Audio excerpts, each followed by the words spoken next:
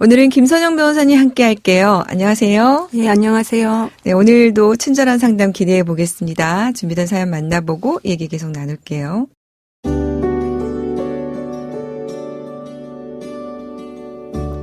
부모님은 제가 초등학교 6학년 때 이혼하셨습니다. 엄마가 다른 아저씨를 몰래 만났고 아빠가 그 사실을 알게 되면서 이혼을 하셨죠. 두 분이 이혼하신 후 저는 엄마와 함께 살았습니다. 엄마는 식당, 배달, 지금도 안 하는 일 없이 하고 계십니다.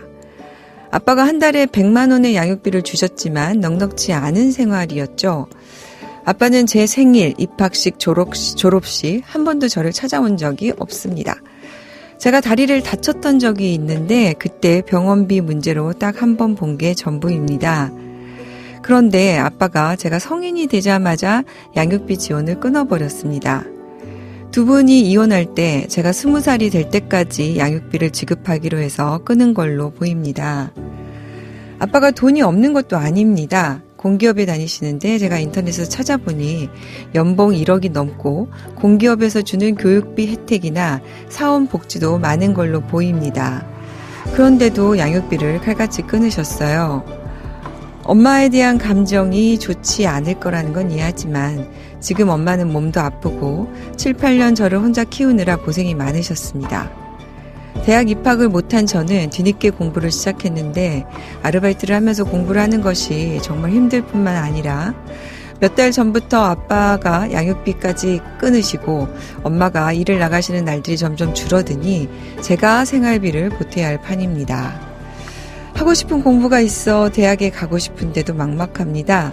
제 나이가 성인이지만 경제력도 없고 미성년자일 때랑 달라진 게 없는데 이혼 제도는 왜 이렇게 가혹한 건가요? 제가 안정을 찾을 때까지 아버지에게 양육비를 더 받을 수는 없는지 방법을 알고 싶습니다.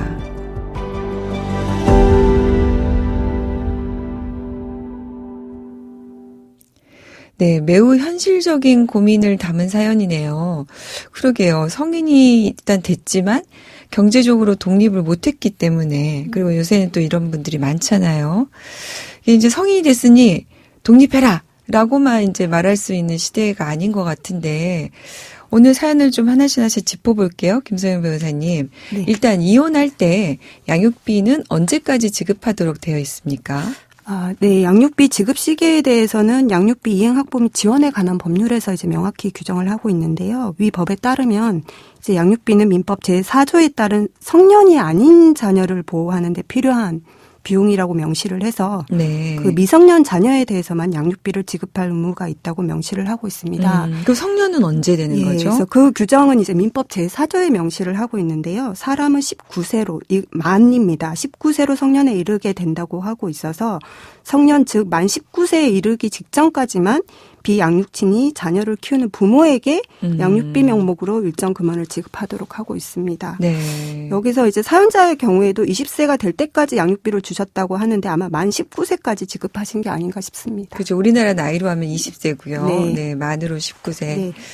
지금 사연자의 어머님처럼 지금 몸이 아파서 경제활동이 힘들어지거나 또 자녀가 성장하면서 학비 비용이 많이 들었다면 일단 중간에 양육비 증액은 가능하죠? 네, 그렇습니다. 반대로 감액도 가능한데요. 네. 우리 민법에 따라서 이제 협의이혼의 경우에도 미성년 자녀가 있는 경우에 그 양육비 부담에 관한 조서를 작성하도록 하고 있고 재판상 이혼의 경우에는 소송 당사자의 청구에 따라서 이제 법원이 쌍방 수입을 고려해서 그 비양육친에게 양육비를 지급하도록 정하고 있는데요. 네. 이것이 뭐 부족하거나 뭐 좀 사정이 변경이 있거나 이럴 수가 있는데 다만 자녀가 성장함에 따라서 학비가 많이 늘어난다거나 당사자 일방의 사정이 악화되는 등 사정의 변경이 있는 경우에는 이제 양육비 증액이나 감액이 가능한 것이 사실입니다. 네. 그런데 이러한 경우에 당사자 간 합의로 그런 뭐 증액이나 감액이 이루어지면 좋겠지만 결국에는 법원의 도움을 받아서 판단을 받을 수밖에 없는데요. 네. 실무적으로는 자녀가 단순히 성장했고 시간이 이제 다소 이제 합의하거나 결정이 있은 이후로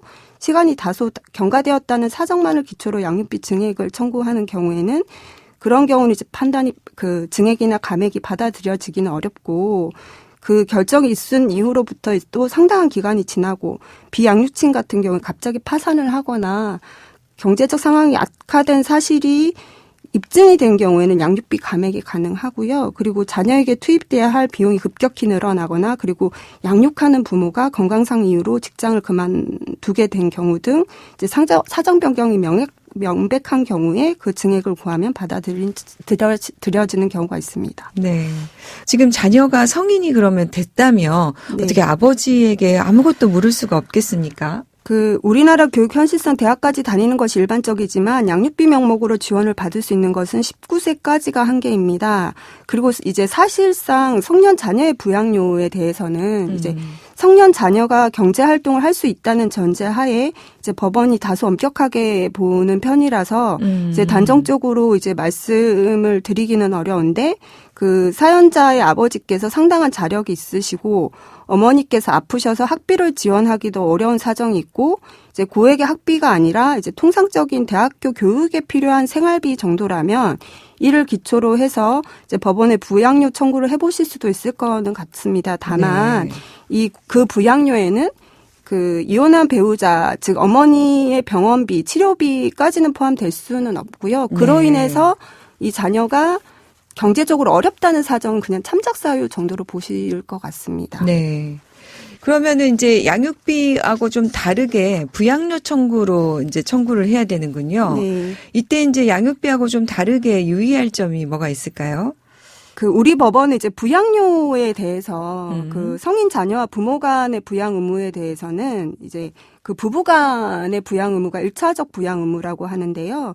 부부 간에는 상호 동일한 정도의 생활 수준을 무조건 이제 보장해 줘야 한다는 의미에서 1차적 부양 의무이고 그리고 이 성인 자녀 부모 간의 부양 의무에 대해서는 그러한 부부 간 부양 의무와 달리 그 부양 의무를 지는 당사자가 자기의 사회적 지위에 상응하는 생활을 하면서 생활에 여유가 있음을 전제로 해서 이제 부양을 받을 자가 그리고 자력 또는 근로에 의해서 생활을 유지할 수 없는 경우에 한해서 그의 생활을 지원하는 것을 내용으로 하는 2차적 부양 의무라고 명시를 하고 있습니다. 그리고 그 부양료 범위에 있어서도 그 부양을 받을 자의 생활 정도와 부양 의무자의 자력 및 기타 재반 사정을 참작해서 부양을 받을 자의 통상적인 생활에 필요한 비용의 범위로 한정됨이 원칙이라고 봤습니다. 그리고 사례를 제가 그래서 알려드리면 이러한 논리에 따라서 아버지의 뜻을 거스르고 유학을 떠난 아들이 2년치 대학 등록금과 생활비 1억 4천만 원을 지급해 달라고 하는 아들에 대해서는